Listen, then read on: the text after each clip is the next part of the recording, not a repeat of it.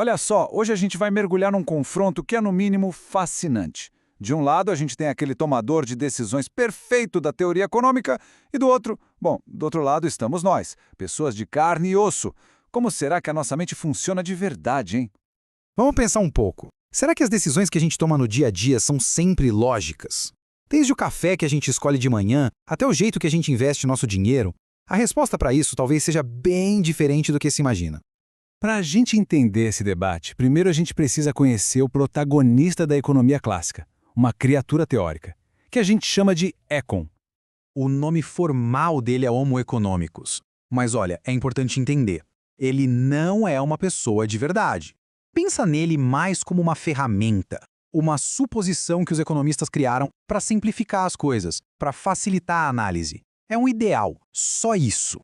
E o que define esse tal de economista? Bom, primeiro, ele só quer saber de ganho material. Segundo, ele é totalmente focado. Se ele faz um plano, ele segue o plano, sem desviar 1 milímetro. Ele também consegue prever o futuro com perfeição. E, para completar, ele analisa qualquer decisão, por mais complexa que seja, sem errar. É basicamente uma calculadora com pernas. Mas aí, que tal o ponto central? Será que esse modelo do Econ descreve a gente de verdade? A vida real parece um pouquinho mais bagunçada, né? A diferença é gritante, chega a ser engraçado. O Econ é puramente egoísta. Já o humano se importa com a família, com os amigos, o Econ segue os planos dele perfeitamente. O humano, bom, quem nunca programou o despertador para 5 da manhã para ir para academia só para apertar o botão de soneca e voltar a dormir? O Econ é uma ferramenta teórica. O humano é a realidade. E foi justamente essa diferença enorme entre o modelo e a realidade que deu início a uma verdadeira revolução no pensamento econômico, liderada por alguns pioneiros que tiveram a coragem de questionar o economesse. Essa nova área, a economia comportamental, ganhou os holofotes com figuras como Daniel Kahneman e Amos Tversky. O trabalho deles foi tão importante que rendeu um prêmio Nobel em 2001. Anos depois, em 2017, foi a vez de Richard Thaler também ser premiado por suas contribuições, popularizando essas ideias em livros como Nudge. O que eles fizeram, no fundo, foi trazer a psicologia para dentro da economia. Tá, mas como é que essas diferenças aparecem na prática? Vamos dar uma olhada em 3 exemplos clássicos que mostram como a gente pode ser previsivelmente irracional. Imagina um fumante. Para ter o prazer de fumar, que a gente vai chamar de K, ele precisa de 2 coisas: um cigarro e um isqueiro. Esse é o cenário A. Em qualquer outra situação, só o cigarro, só o isqueiro ou nenhum dos dois, a utilidade do ponto de vista racional é 0. Simples, não dá para fumar. Do ponto de vista de um econ, os cenários B, C e D são exatamente a mesma coisa. O resultado é 0 e pronto. Mas e para uma pessoa de verdade? Será que a sensação é a mesma em todos eles? Qual desses cenários de utilidade 0 é o mais frustrante de todos? A resposta é o cenário C. Ter o isqueiro na mão, mas não ter o cigarro, é de longe o mais frustrante. Essa proximidade da recompensa faz a falta dela doer ainda mais. É um sentimento puramente humano, que a teoria racional clássica nem passa perto de explicar.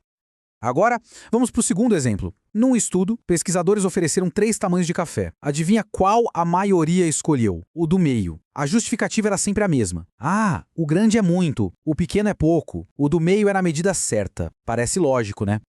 Só que aí veio a pegadinha. Os pesquisadores trocaram todos os copos por um conjunto novo, bem menor. E de novo a maioria esmagadora escolheu o copo do meio, dando exatamente a mesma justificativa. É na medida certa. O ponto aqui é o seguinte: a escolha não era sobre um tamanho ideal, mas sobre a posição relativa do copo. As pessoas estavam simplesmente escolhendo a opção do meio, não um volume específico de café.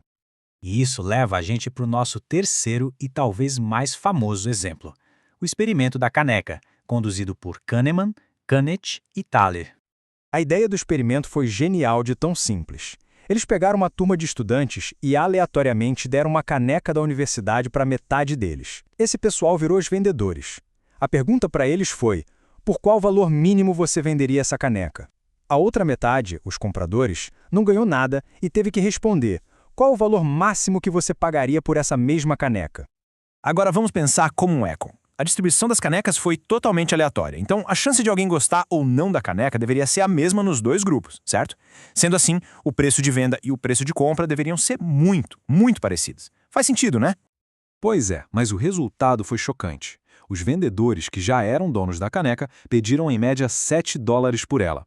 Já os compradores ofereceram só $3. 7 contra 3. O preço de venda foi mais que o dobro do preço de compra.